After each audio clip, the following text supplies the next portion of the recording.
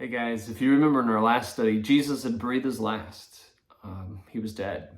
And his body was taken down from the cross, wrapped in a linen, put into a tomb, and it was sealed over with this big stone.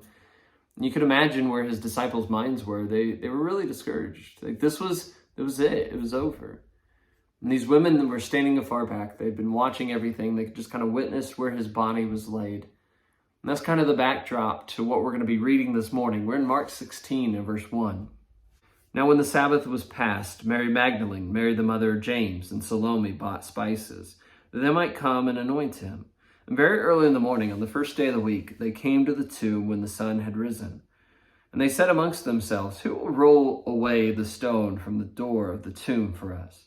And when they had looked up, they saw that the stone had been rolled away, for it was very large. And entering the tomb, they saw a young man clothed in long white robe, sitting on the right side, and they were alarmed.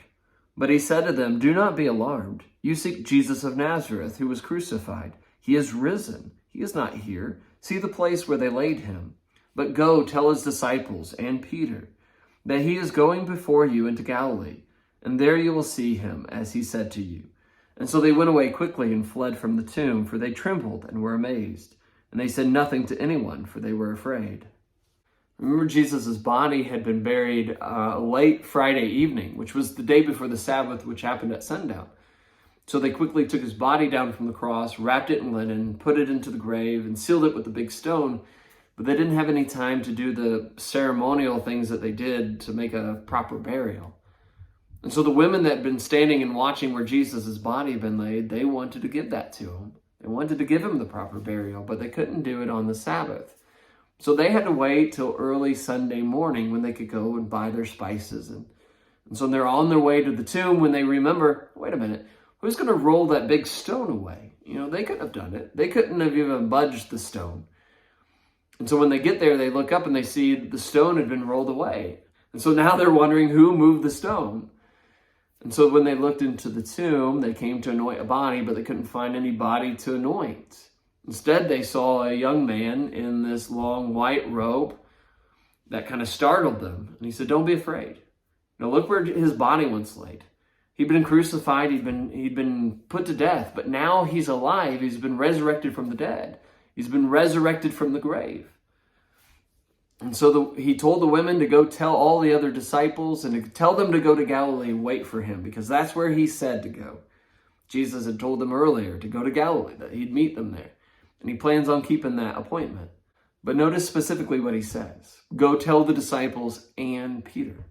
Wasn't Peter a disciple? Then why did he put it that way? Well, Peter was by no means a perfect disciple before all this. But when Jesus says, "You're all going to fall away from me," Peter says, "I'm not going to do that." And then when Jesus told him that not only would he fall away, but he would deny him 3 times, Peter says, "I'm not going to do that even if I have to die with you, Lord." But when push comes to shove, when the rubber meets the road, not only does he deny him 3 times, but the 3rd time he curses and swears and he says, "I swear to God, I do not know your son. I do not know this man." And so could you imagine being Peter, having done that? Then imagine having done that and then watch him die. Imagine having done that and then knowing that he'd been resurrected from the dead, that he's back, and he knows that you've denied him. And he's got work for his disciples. And what I see here is Jesus giving this special invitation to Peter because he knows how insufficient Peter would feel. Peter doesn't feel like a disciple here. Jesus says, "I've got work for the disciples, and you're one of them, Peter, and I know you've messed up big, but I can still work with you." And that's the same thing with us. When we mess up big time, Jesus can still work with us.